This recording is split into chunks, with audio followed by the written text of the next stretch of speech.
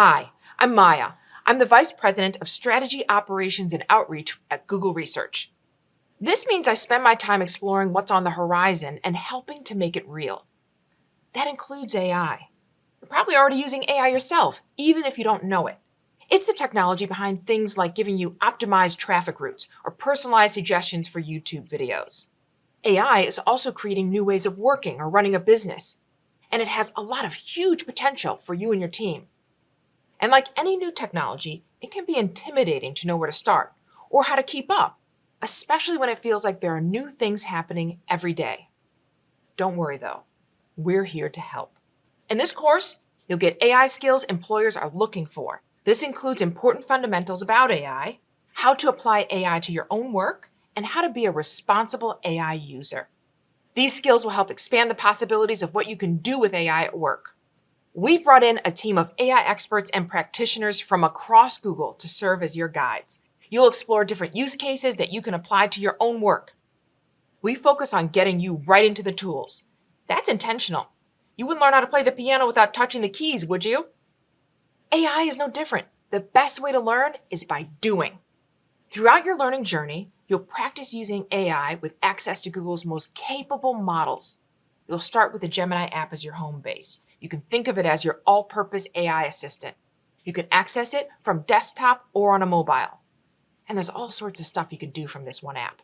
You'll also practice using other AI tools like Notebook LM and AI Studio. What are some of the things you'll be able to do after completing this certificate? You'll learn how to look ahead and anticipate questions someone might ask before a big meeting, or how to understand a topic that's new to you. We'll show you how. You'll build project roadmaps, a compelling presentation, marketing imagery, and charts that tell a story. You'll see how AI can help turn rough ideas into clear communication to get your teammates on board. And you'll be able to transform raw data into visuals that everyone on your team can understand. By the end, you'll even be able to build your own custom apps like an interactive dashboard or a media asset creator. And you'll do it by directing AI with natural language. No coding required. When you start applying your new AI skills to your day-to-day work, you'll be able to solve new problems and boost your impact. After you're done, you'll earn a certificate from Google demonstrating skills that employers are looking for. And you can add this credential to your resume and LinkedIn profile. You'll also have a portfolio of things you've built yourself using AI. So let's get started. There are lots of ways AI can help you at work.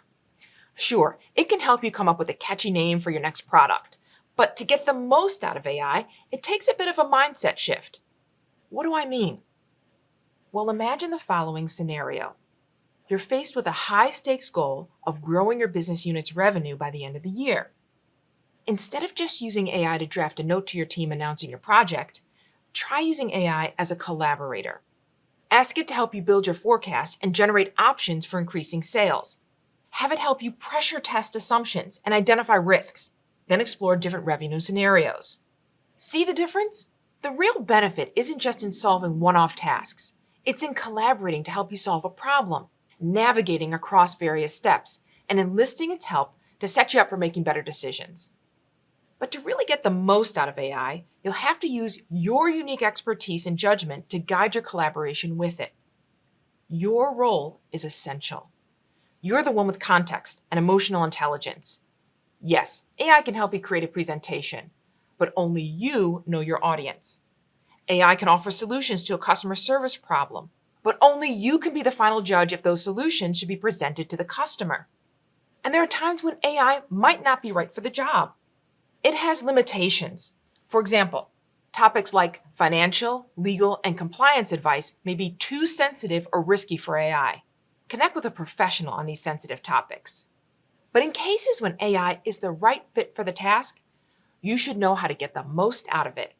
The idea is not to add to your to-do list, but to help with the things you're already doing, and to help you do new things that previously may not have been possible.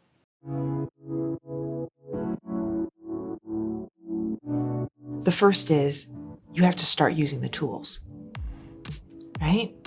And then the second is I'm starting to train my mind to use AI for helping me get over the hump in my most gnarly problems.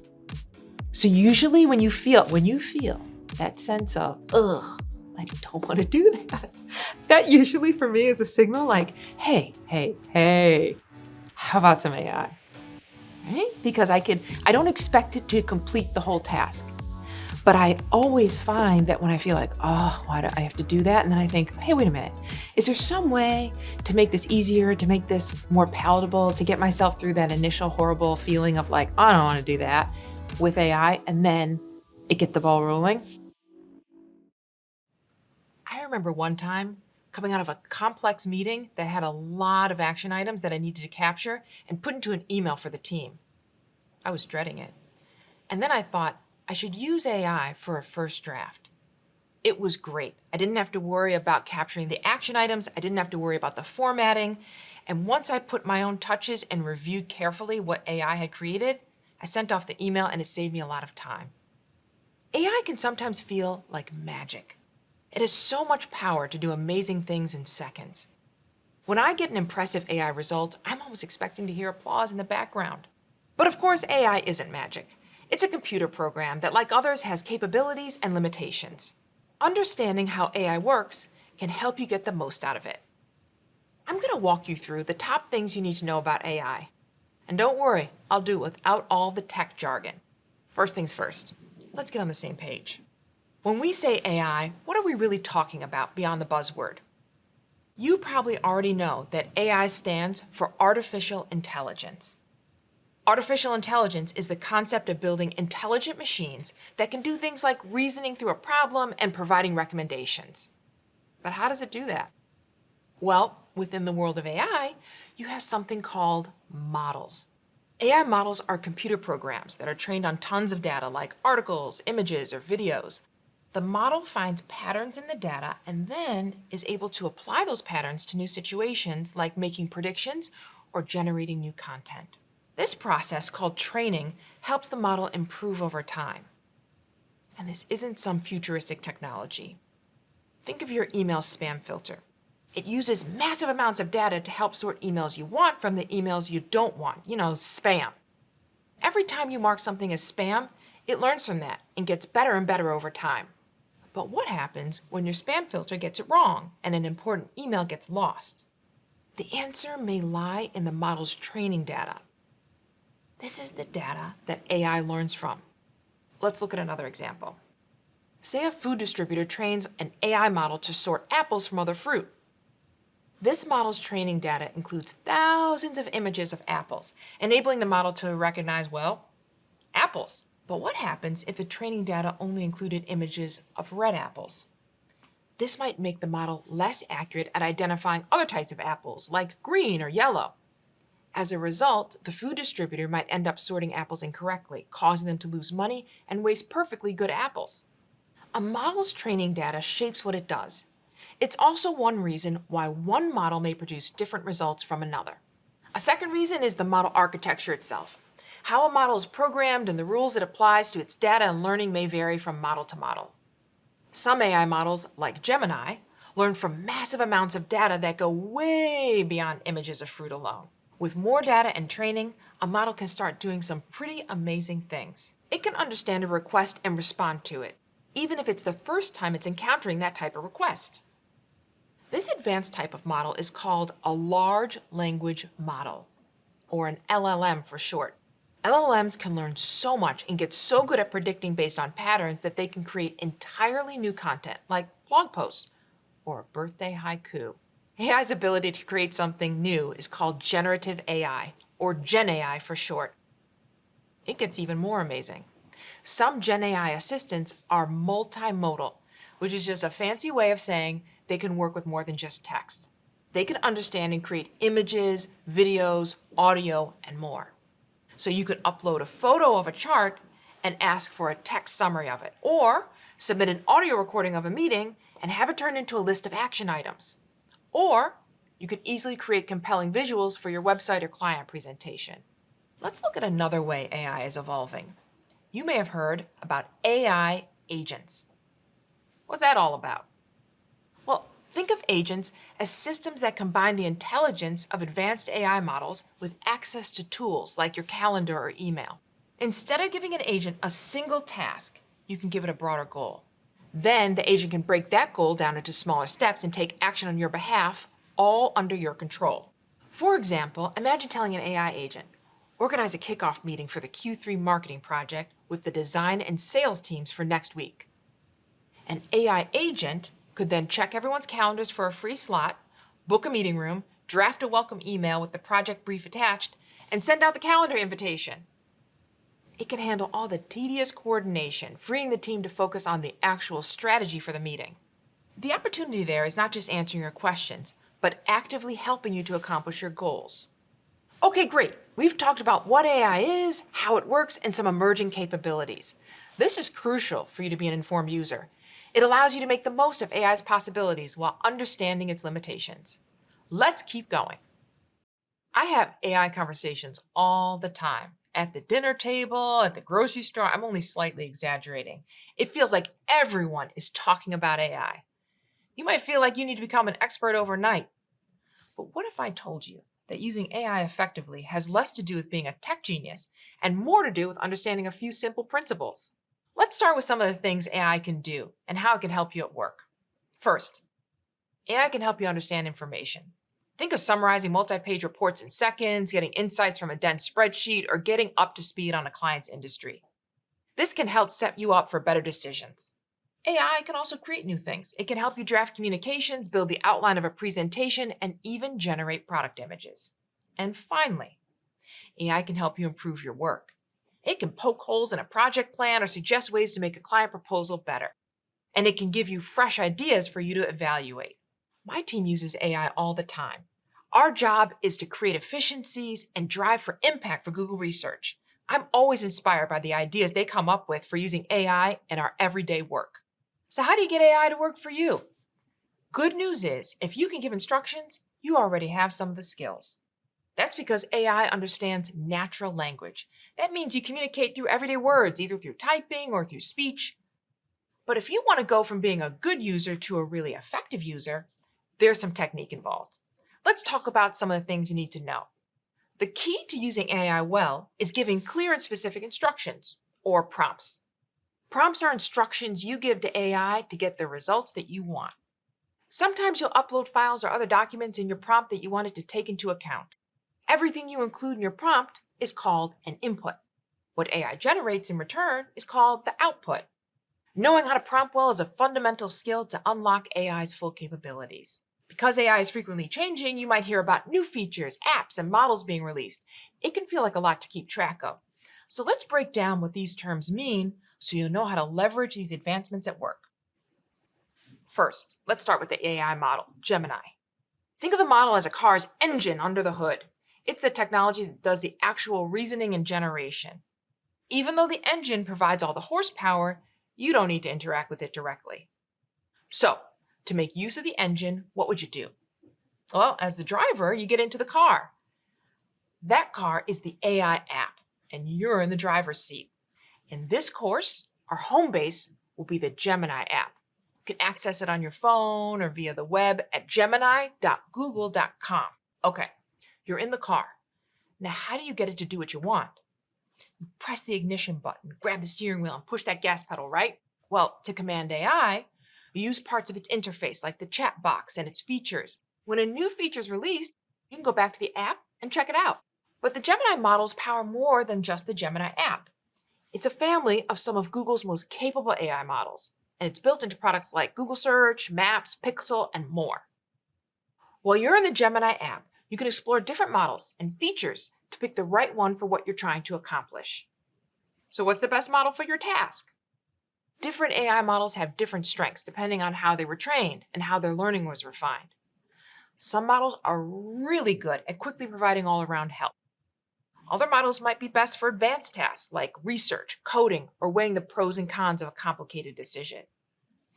Keep in mind, more complex tasks require more computations, which could take the model longer to complete. As you use different AI tools, there are other things you can do to customize your experience. For example, Google AI Studio offers advanced settings such as temperature, but temperature in this context isn't about whether or not you need a jacket.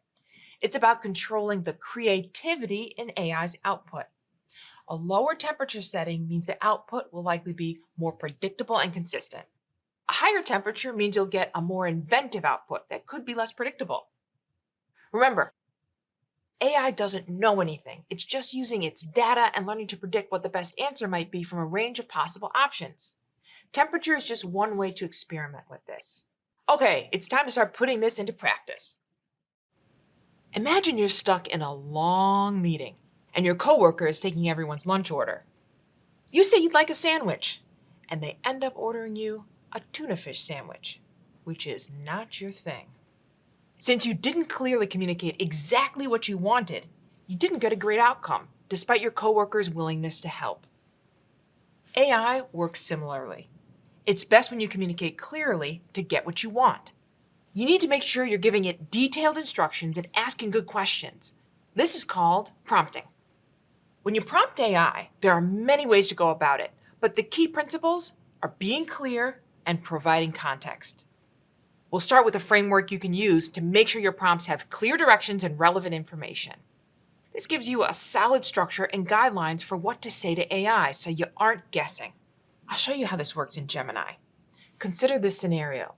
You're looking for advice on how to make a meeting more effective. We'll start by going to gemini.google.com. First, describe the persona that you want Gemini to take on. That means decide what expertise or knowledge you want Gemini to draw from before explaining what you want. In this example, you could tell Gemini to take on the persona of someone who's highly experienced with large projects, which tend to require lots of meetings. You are a seasoned team leader with a proven track record of managing large projects. Then, describe the task you want AI to help you with. Give me some tips for running more effective meetings.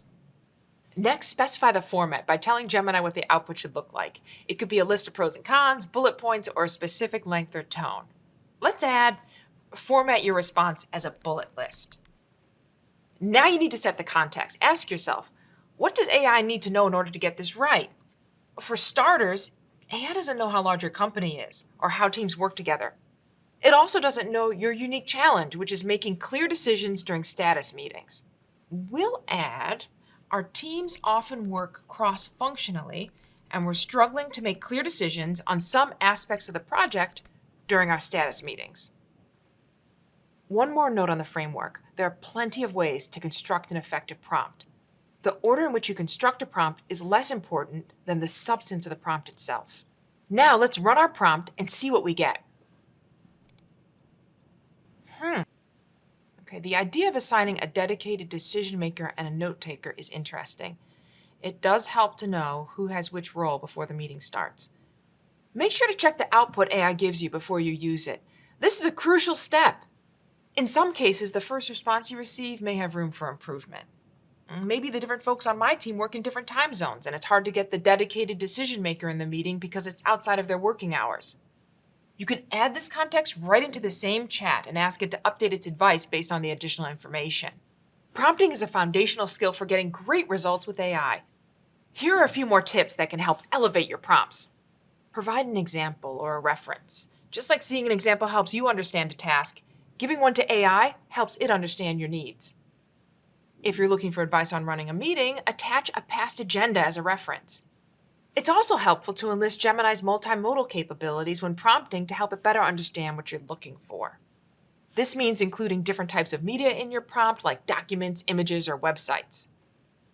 Think about how you would communicate with a hairdresser. You might describe what haircut you want using words, but sometimes showing a picture can be more helpful. You can do the same with Gemini. You may need to use several prompts to keep on improving your output. This process is called iteration, and there's a few ways to do it. First, you can edit your initial prompt. For example, you can add more details to the persona, task, format, or context. Or you can try writing a similar prompt with different phrasing. Another option, you can break up your prompt into smaller parts. Instead of asking for a full solution all in one go, you could first ask for principles of effective decision making. Then you could follow up and ask how you could apply those principles in your meetings. Finally, you could ask for a meeting agenda that will better enable decision making. This process helps AI to reason through each part of the request at a time. You're focusing it on a smaller task and checking in along the way. Finally, you can add constraints into your prompt. Constraints are requirements that the AI should meet. For example, provide solutions that can be implemented within a week, or don't suggest lengthening the meeting. Okay, one last tip. Remember to use one chat per topic. That's because everything you enter into a single chat becomes context for AI. This is possible because of long context windows, meaning you can keep the chat going and even return to it days or weeks later and pick up right where you left off. But if you switch to a new topic in that same chat, things might get confused. So when changing topics, always start a new chat. Putting this framework and tips into practice is the key to effective prompting. This approach will help you better guide AI towards the results that you're looking for. And the more you practice, experiment, and get more comfortable, the better your results will become. Most importantly, as you continue writing prompts for different types of tasks, the way you use AI will evolve from just giving it simple commands to having ongoing collaborative conversations that add more value to your work. For example, once I planned a trip and I found that it was really useful to add the ages of the people who were traveling, and then to return in the future when the dates change to find out, did the itinerary that I had before work or did it need to be updated? Ready to keep building from here? Let's go. I found that not only giving a bunch of context at the beginning is really helpful, but I always like to add at the end, please ask me any follow-up or clarifying questions before you continue doing work. And that has been really helpful because when it's coming up with an end-to-end plan for whatever task I've given it, if it pauses and says, okay, well, actually, what about this task do I not know and I need to ask me, the user, I can then answer those proactively and make sure the output is something that I'm happy with, rather than, Gemini does a bunch of work and then I review it and then I'm not super happy with it and we have to keep iterating.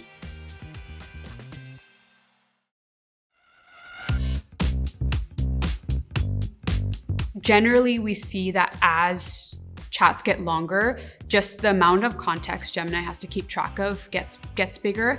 And so you may see some of the quality start to deteriorate in the many turns later. That could be a good time for you to kind of restart the chat. The way one way you could do that is actually just ask Gemini, can you summarize this thread? I'm going to start another thread and get an output of what has happened in this thread, what you have tried. I would still upload if you had any attachments in that original thread. I would re-upload them again. But you can do that same format of I was working on this problem. Here are the relevant docs attached again. I have already done this much, paste in that summarized content, and then ask your next query of what to do. Imagine your boss says to you, we need to talk. A little worrying, right? Now, imagine a coworker says, we need to talk. Same words, different reaction. You can sense the difference between those situations because you understand nuance, context, and consequences. But AI can't understand those things. Not on its own, at least. It can be an amazing collaborator and help you enhance your work in all sorts of ways. But AI doesn't live in the real world like we do. That means you need to exercise responsible AI use. This is a big part of our work here at Google. We're committed to AI that encourages bold innovation, responsible development, and collaborative progress. These are our AI principles. So, knowing AI's limitations enables you to use it more effectively and responsibly. For example, AI can get things wrong and say things that aren't true or subtly false. This is called hallucination. There are many reasons why AI may hallucinate. For one, it may be that its underlying training data has an error. It could also be that it's trying to solve a problem that's entirely too unique and that it hasn't seen before. It might also struggle to accurately understand real-world knowledge and physical things. Or it might be because it's trying to create an answer, but it's really just a guess. Because AI can hallucinate, you always need to pay attention and verify what you get before using it in your work, even if the responses sound confident. Another limitation you should be aware of is that AI does not have common sense like you and me. And while its outputs can seem insightful or intuitive, you have to remember that it doesn't have a real understanding of the world. At the end of the day, its outputs are just based on patterns it learned from data, not real experience. For instance, recently I asked it about street festivals in an upcoming weekend. It pulled street festivals from previous years. It was a mistake, but I caught it and corrected it. So what part do you play as an AI user? Well, you're in the driver's seat. You're responsible for overseeing each step of the process from beginning to end. We call this human in the loop, meaning you should be constantly involved with the use of AI at each step. Now, the need to use AI responsibly is pretty obvious, but you may be thinking to yourself, how do I do this, or where do I start? Well, there are 3 simple steps to making sure you're using AI responsibly. To remember it, we like to use the term ACT for act responsibly. A stands for ask. Before doing anything, ask yourself, is this even a case where I should be using AI? For example, don't rely on responses as medical, legal, financial, or other professional advice. Always consult a professional on these topics. If your task involves sensitive, confidential, personal, or proprietary data, consider whether or not you should use AI. Another question you should ask yourself is, can I use an off-the-shelf solution, or is it better suited for an enterprise tool? You should always consult your employer's policies on using AI at work and avoid inputting confidential data into a public AI tool. Next up, C, which stands for check. After you've decided that AI is right for the task, check the outputs before using them. First, check for objectivity. Remember that a model's training data can sometimes produce unintended results. It's your responsibility to critically review the AI's response. This involves looking out for one-sided arguments, loaded language, stereotypes, or other unfair assumptions that AI may have learned. Next, check for accuracy. Verify the outputs you receive and make sure that any information which is presented as factual actually is. When checking your outputs, you also want to look out for bias. In many cases, it's what you do with the output that matters. You should always check that the output is appropriate for its intended use. You should not rely on AI to finish work for you without your oversight. Completing the task requires your judgment and accountability. Finally, T stands for tell. Being a responsible AI user involves disclosing your use of it. Always be transparent about your use of AI. One way that Google is helping to increase transparency of AI use is with SynthID, a new tool which adds digital watermarks into AI-generated content like videos, so the use of AI can be detected easily. Okay, we've covered all parts of ACT. Before you use AI, ask yourself whether or not the tool is right for the task. Check all AI-generated outputs before using them. And when you do, tell people. And remember, it's up to you to be the human in the loop at each step. Now you're ready to keep going. So if you get a bad response or just one you're not happy with, give us a thumbs down. Like, it's okay. We won't, our feelings won't be hurt. We actually want this feedback. Give us a thumbs down. And then every once in a while, there'll be a feedback box that pops up that says, like, what went wrong or how can we make this better? And there are a few select options. So you can just select one of those, or you can type in what went wrong. And what's really helpful there is not only saying what went wrong, but what you expected or what you would have wanted the response to look like. And yeah, this is data that we analyze all the time. We really want to see where the model is struggling or failing. And so we can just make it better in the next round.